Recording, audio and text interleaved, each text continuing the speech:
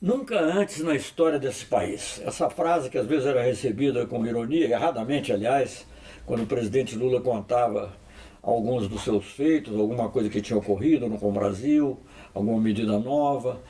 Agora pode se aplicar. Nunca antes na história desse país houve um discurso tão ruim de um representante brasileiro perante a Assembleia Geral, fosse ele presidente, ministro ou embaixador.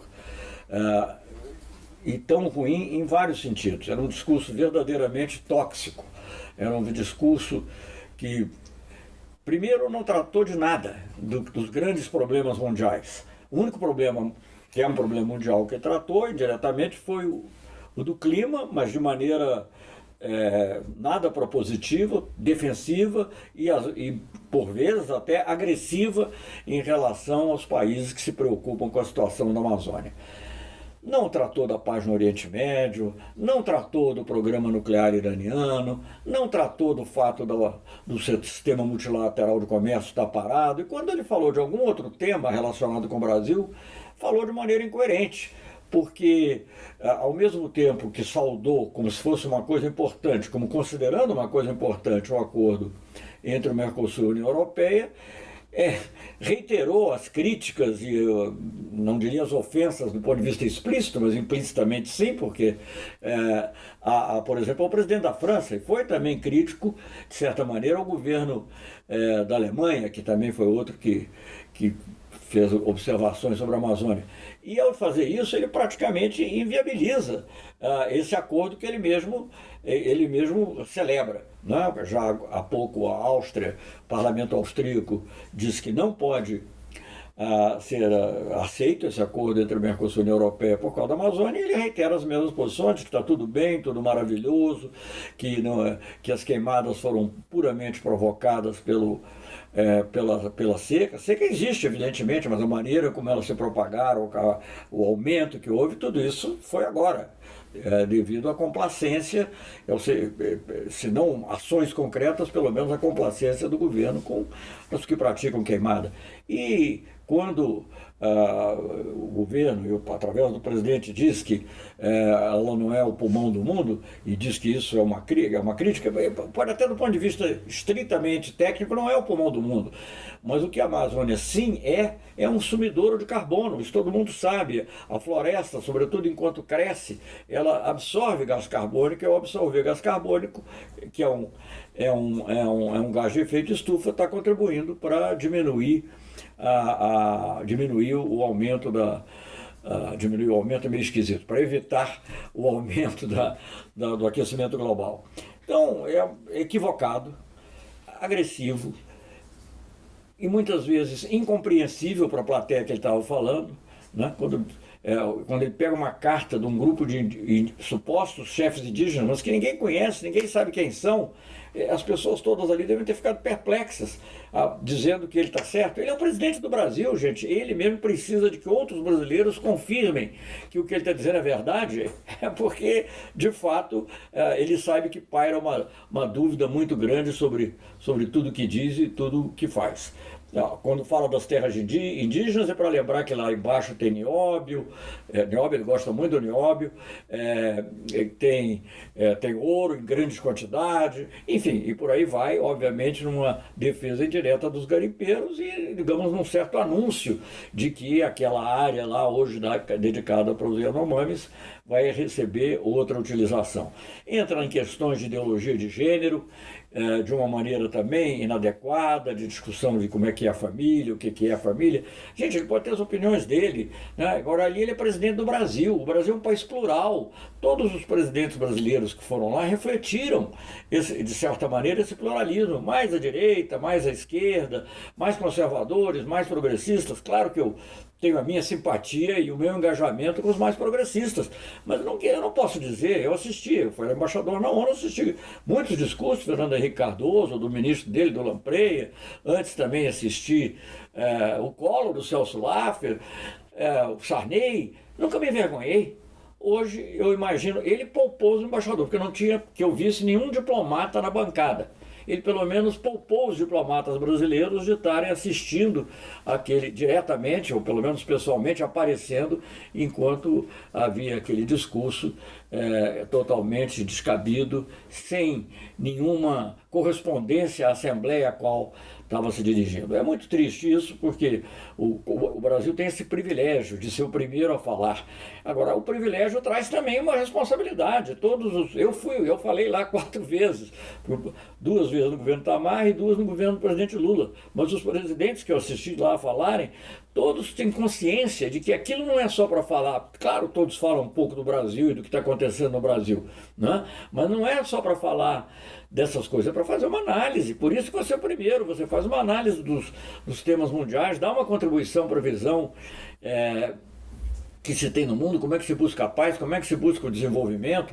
Não ouvi uma palavra sobre a Agenda 2030, a agenda dos Objetivos de Desenvolvimento Sustentável, que inclui clima, mas inclui muitas outras coisas, saúde, educação, né? O que o Brasil está fazendo para melhorar a vida das pessoas nesses campos? Nada.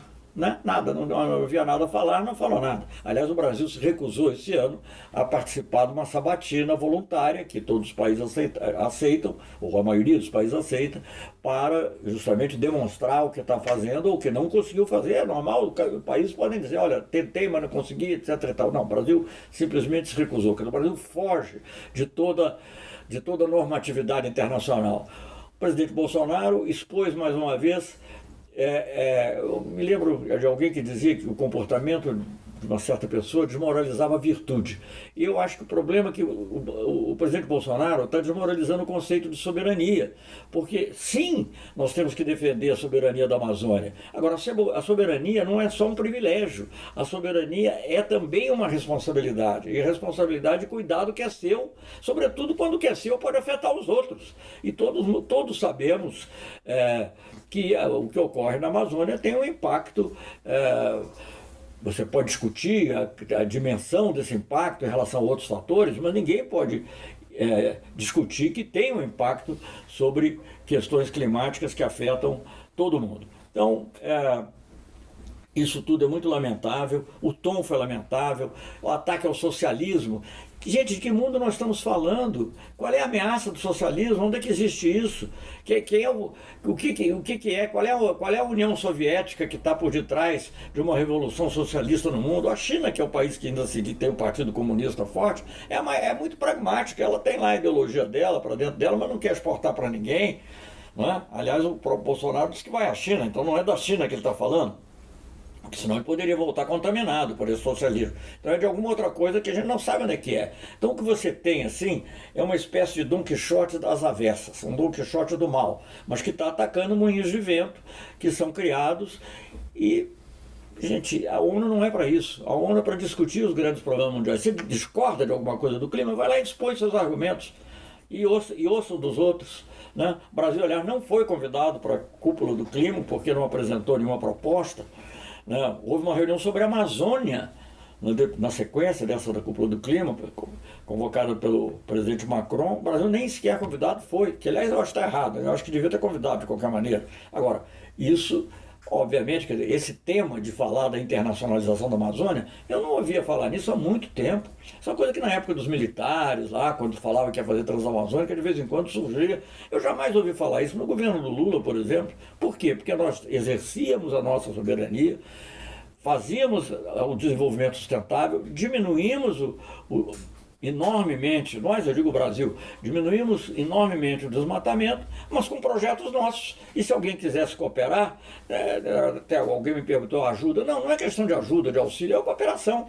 É um problema nosso, nós resolvemos com a nossa responsabilidade, mas tem cooperação internacional, ela é bem-vinda, né? Desde que seja dessa forma. Então, você querer dizer que a soberania pode ser um escudo para você fazer o que quiser dentro, não pode, nem nessa área, nem em outras, como direitos humanos. Infelizmente, aqui, quando o Comitê de Direitos Humanos tomou uma decisão de que o presidente Lula deveria poder se candidatar mesmo enquanto durasse o julgamento, o nosso Tribunal Superior Eleitoral julgou diferentemente, contrariando tudo que eu tinha ouvido o próprio ministro falar antes. E um outro juiz, que não teve participação no caso direto, mas era um juiz do STJ, diz que o Brasil não pode se curvar à ONU. Como é isso, gente? Como é que história é essa de se curvar à ONU? A ONU nós criamos.